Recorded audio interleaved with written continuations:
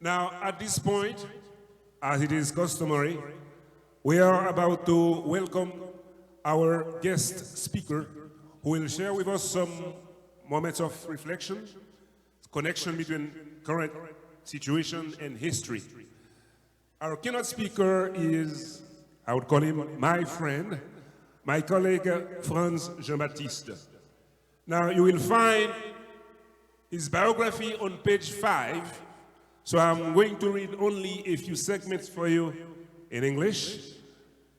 Franz Jean-Baptiste has been involved in theater from an early age and has used his political views through his productions. Franz experienced the persecution of the Duvalier regime, and following this ordeal after a short experience at Radio Progrès in the same year to escape the threats made against him, he took refuge in France with the members of his theatrical group. From there, he began studying law, political science, and international relations at the Paris 8 University, where he obtained 3 master's degrees. As a journalist in 1993, he founded in France the magazine Diaforama, whose goal was to fight against racism in this country. Franz created the theater group in Massachusetts, where he had several performances at the John Hancock Hall in Boston, among which were Je t'aime, malgré tout, Judas était son nom. Franz became so interested in writing that he continues his publications such as La diaspora, enjeux et débats, faut-il garder cet enfant? Mémoire parlante des leaders évangéliques d'Haïti. After training at the Film Institute in California, Franz Jean-Baptiste made his first film in 2019, The Destiny of a Child, as a screenwriter, director, and producer. Please, as Senator Ed Markey said earlier, let us help welcome a Renaissance man, Franz Jean-Baptiste, as our guest speaker. Nous allons écouter Franz dans l'une des langues officielles du pays et nous prendrons 1 minute et demie pour essayer de résumer ce qu'il aurait dit. Franz.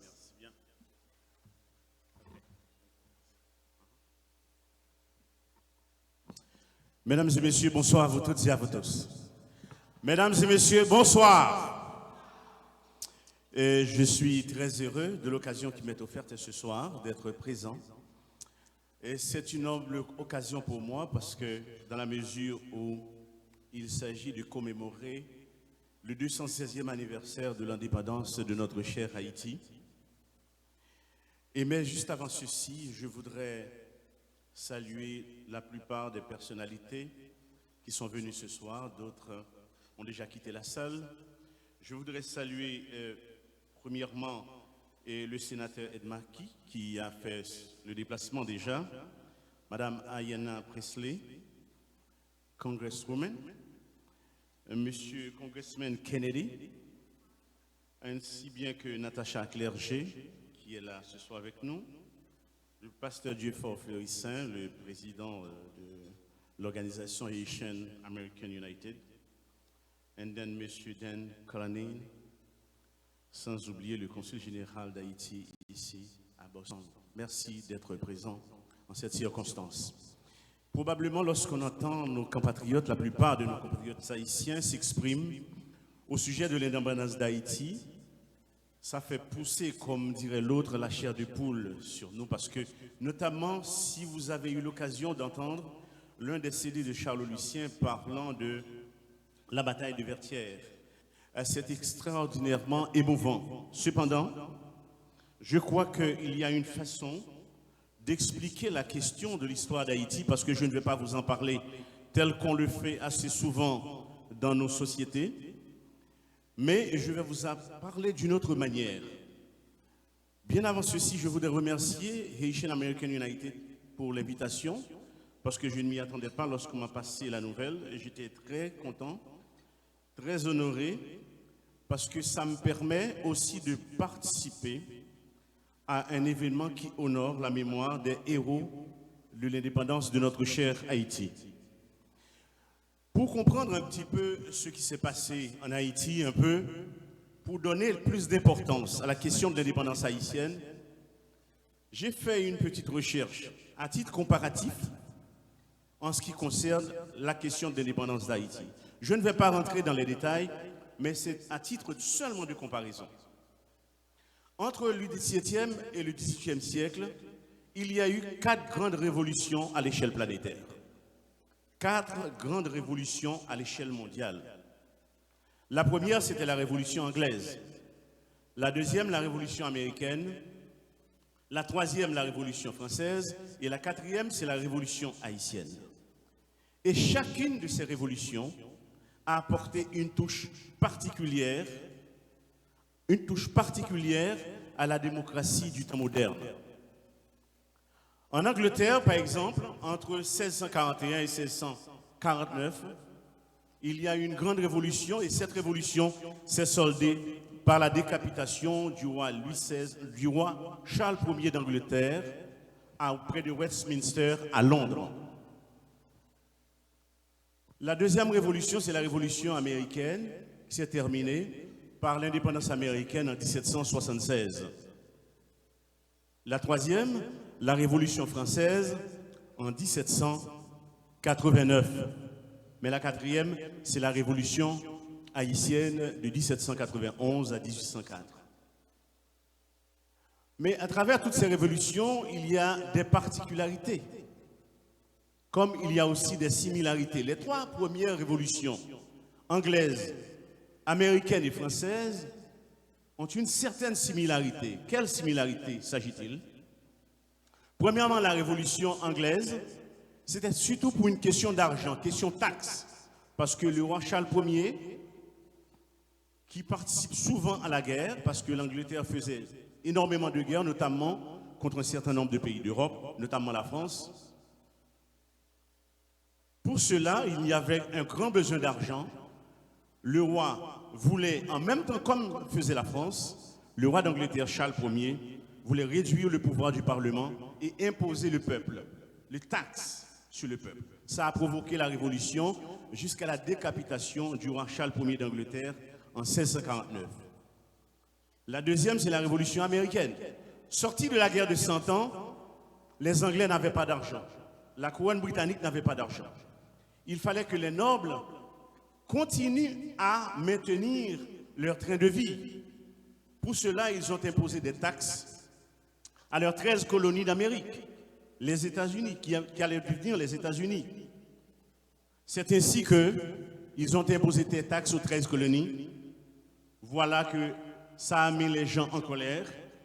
Et ainsi, Boston Tea Party a commencé à jeter des cargaisons à la mer. Ça a provoqué la colère de la couronne britannique qui a envoyé des troupes pour mater la rébellion. Et ça n'a pas marché jusqu'à l'indépendance des États-Unis en 1776. Toujours pour une question de taxes, question d'argent. La Révolution française, pour sa part, c'était la même chose. Parce que le roi Louis XVI avait participé à beaucoup de guerres. Il y avait un problème de pauvreté en France. Et le roi voulait que la noblesse continue à maintenir son train de vie. Impose des taxes à la grande population. Voilà que la population s'est mise en colère parce que le roi voulait maintenir la monarchie absolue de droit divin. Donc ainsi, après cette révolution, pendant cette révolution qui s'est terminée en 1789 pour fonder la République en France, on a décapité le roi Louis XVI en 1793 et la même année, sa femme Marie-Antoinette. Alors c'est ça la particularité de toutes ces révolutions françaises, américaines et anglaises. Mais qu'en est-il de la particularité? La particularité, c'est que les Anglais ont apporté quelque chose de particulier à la démocratie du temps moderne. Les Anglais, ce qu'ils ont apporté, c'est qu'ils ont désacralisé l'esprit de la monarchie, de droit divin, où le roi était le représentant de Dieu sur terre. Quant à la France, La même chose avait été faite aux États-Unis, par exemple. Oh, la deuxième, c'est les États-Unis dans l'ordre chronologique. Ce sont les Anglais, les Américains, puis les Français, puis les Haïtiens. Les Américains, pour leur part, ils ont fait quelque chose de particulier. Ils ont établi la République fédérale des États-Unis en se détachant complètement de la couronne britannique. Donc, ils ne sont plus sous le joug de la monarchie britannique, comme c'est le cas aujourd'hui encore, même d'un point de vue honorifique par rapport au Canada et à l'Australie. Les États-Unis se détachent totalement pour fonder une république et ce traité avait été signé à Versailles pour reconnaître ce pays. La Révolution française, c'est la même chose. La Révolution française a apporté quelque chose de particulier à l'histoire de l'humanité puisqu'ils ont pris le temps, de manière élégante, d'élaborer un texte qu'ils appellent la Déclaration des droits de l'homme et du citoyen. Ce texte a été bien écrit, c'est vrai. Mais c'était la Déclaration des droits de l'homme français et du citoyen français. La déclaration portant sur l'indépendance américaine qui parle aussi de la liberté, c'est-à-dire que le droit est, tous les hommes naissent libres et égaux, comme disent les Français aussi bien, mais ça ne concernait pas vraiment tous les hommes, c'était les hommes américains et blancs. Les Anglais aussi, à travers habeas corpus, c'est-à-dire que pendant longtemps en Angleterre, les gens utilisaient, surtout en Angleterre, ce pouvoir pour arbitrairement arrêter des gens dans les rues. Il a fallu faire une déclaration. Mais toutes ces trois déclarations ne concernaient pas certains peuples, notamment les peuples noirs. Et c'est Haïti, avec l'avènement d'Haïti, que personne n'avait vu venir. Les Français n'avaient pas vu venir la révolution haïtienne en 1791. C'est vrai que c'était une souffrance lamentable en 1791 quand ils vivaient cela. Et malgré tout, Napoléon a voulu pendant longtemps maintenir ce pouvoir sur cette île qui était très très riche. Alors la particularité de la révolution haïtienne est d'avoir su imposer à l'ensemble de l'humanité une fin de non-recevoir à une pratique féodale. De dire non à cette pratique. Est-ce que vous en êtes au courant? Est-ce que vous en êtes convaincu? Si oui, veuillez applaudir cette déclaration haïtienne. Veuillez applaudir très fort. Ce moment fort de l'histoire d'Haïti, d'avoir imposé une fin de non-recevoir. C'est vrai, après, dans l'histoire, ils ont pu élaborer de manière académique la capacité de tout peuple du monde, de toute nation à disposer d'eux-mêmes. Haïti, c'est Haïti qui a imposé ce principe en premier. Haïti a imposé ce pouvoir en premier parce que d'autant plus qu'on n'avait pas vu venir ça, le deuxième pays indépendant sur la terre d'Amérique, et Haïti est membre fondateur des Nations Unies par la suite. Et Haïti aussi a aidé énormément de pays dans le monde à avoir leur indépendance aussi bien, à travailler pour le cas d'Israël en 1948, la Grèce ainsi bien que la Libye. Mais cela ne reste pas là, parce qu'Haïti a continué à vivre. Mais malgré tout, chers amis, ce qu'il ne faudrait pas comprendre, malgré la beauté de notre histoire, l'histoire de notre pays, il y a quelque chose de fort qu'il faudrait retenir. Malgré la beauté de cette histoire, c'est que nous ne devons pas être prisonniers de ce passé. Jean-Jacques Dessalines a fait son temps. Toussaint Louverture a fait sa part. Qui d'autre encore qu'après la mort, Défilé, Boukman, ils ont tous fait leur part. Qu'en est-il de nous qui sommes ici aujourd'hui? Je pense que le moment est venu de nous questionner nous-mêmes. Parce que malgré toutes les tentatives à travers les temps, faites par un certain nombre de pays, s'il y a eu un temps où des peuples ont tenté de camoufler la prouesse historique faite par Haïti, cependant il n'y a pas de gomme pour effacer cette histoire.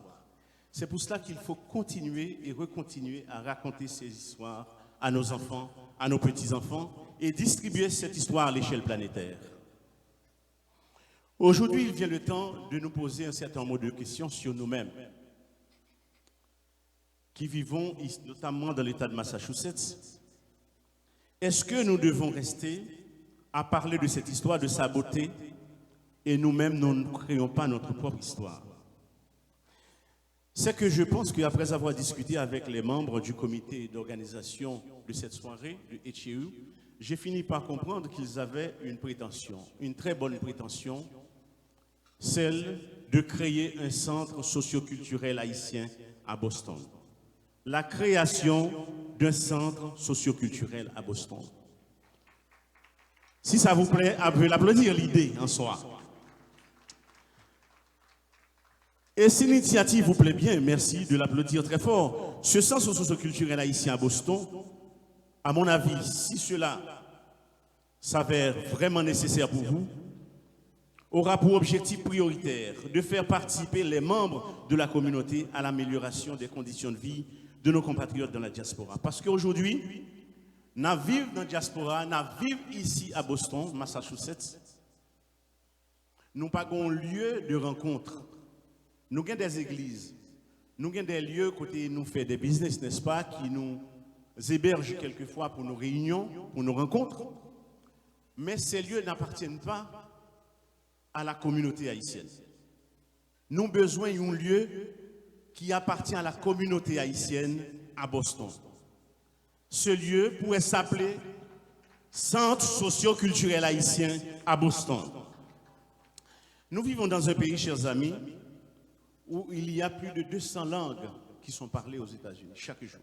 Plus de 200 langues. Et nous-mêmes, nous avons possibilité en tant que peuple, nous parler 2, nous parler 3, voire certains d'entre nous en parlent 4. Son privilège que nous gagnons. Nous avons nos enfants qui grandissent dans la diaspora. C'est vrai que nous avons mangé du riz, la caille, nous manger le mode de vie des parents, la façon de parler, de s'exprimer chez nous. Nous connaissons nous ils ont entré là-dedans. Mais qu'en est-il de l'histoire de notre pays? Ils n'ont pas qu'on racine de leurs parents. Eh bien, dans le sens socioculturel, ça, son façon pour nous transmettre l'histoire de la racine de leurs parents et de leurs racines aussi.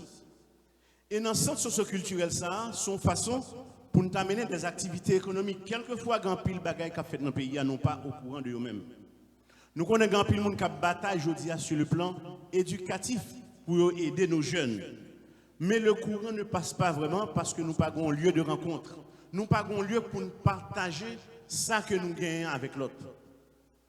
Et c'est pourquoi nous pensons au centre socioculturel à Boston s'avérait nécessaire. Et là, nous connaissons bien que lorsque moi je vivre quelque part en Europe, moi qu'on a rencontré la maison de la Chine, la maison d'Israël, la maison de l'Allemagne, la maison d'Angleterre, la maison de différents pays. Est-ce que nous n'avons pas besoin de maison d'Haïti à Boston? Est-ce que nous n'avons pas besoin de maison d'Haïti à Boston? Et c'est une façon qui est capable de permettre, chers amis, pour nous répondre à ça que nous-mêmes sur le plan historique. Parce que l'histoire en soi, c'est belle de la raconter, de la vivre. Il faut continuer à raconter notre histoire parce que c'est une belle histoire. Mais il y a une bagaille que nous avons besoin de faire, surtout, il ne s'agit pas seulement de la raconter. Il faut nous donner une tonalité qui correspond à l'ambition des pères fondateurs de la nation haïtienne. Parce que nous, toutes là, nous connaissons très bien, nous avons des talents. Nous connaissons grand pile dans nous-mêmes qui vivent dans le pays, qui l'école, qui fait des efforts énormes sur le plan économique, sur le plan social, mais il nous manque des choses. Vous comprenez ça, moi, remarqué dans nos communautés, moi, remarqué que nous avons pile employés, mais nous n'avons pas grand pile employeurs haïtiens. N'est-ce pas? Nous avons besoin des employeurs haïtiens. Faire travailler les autres pour nous aussi. Nous ne parlons pas seulement pour nous travailler pour les autres. Nous avons besoin des métiers qui permettent que nous venions des patrons. Ça, c'est une bagaille, je pense, qui est très important. Et le centre socioculturel à Boston servirait de tremplin pour aider nous à capter l'attention du public de ce point de vue. Moi, c'était nous, pour nous capables d'avancer sur ce chemin-là, très important pour que nous-mêmes haïtiens, nous capables et essayer de donner une tonalité nouvelle à notre présence dans cet État. Le Centre socioculturel haïtien, une fois existé, probablement, il est capable de une autre vue d'ensemble. Il a un message par les autres communautés qui sont à Boston, qui sont à New York, qui sont au Canada, qui sont à Floride, pour qu'ils soient capables de faire de même pour nous-mêmes. On pense qu'aujourd'hui, il vient le temps de prendre une nouvelle direction avec la communauté à travers ce centre culturel. Ce centre qui s'apparenterait à une maison d'Haïti sera aussi bien un point de rencontre pour nous capables de mieux comprendre, un point de rencontre de la communauté où les gens pourront se réunir pour préserver leurs traditions et développer des activités culturelles qui incluent la participation de tous. Parce que dans nos églises, vous êtes capable de comprendre ça, qui est un petit peu exclusif, dans les organisations ou bien les business, c'est exclusif. Mais si nous faisons un centre inclusif, là, mettez tout le monde ensemble. Soyons les meilleurs ambassadeurs, chers amis, de notre pays, ambassadeurs et ambassadrices de notre pays, de nos valeurs, afin que les autres puissent porter un regard différent sur notre cher Haïti. Aujourd'hui, c'est vrai que nous avons un message fort, n'importe quel côté nous y est, à nos enfants, à d'autres communautés qui sont ici aux États-Unis. À travers ce centre socioculturel que nous appelons de nos voeux. Comme disait Jean-Jacques Dessalines, je vous le répète encore, nous avons osé être libres. Osons l'être par nous-mêmes et pour nous-mêmes. Merci à vous.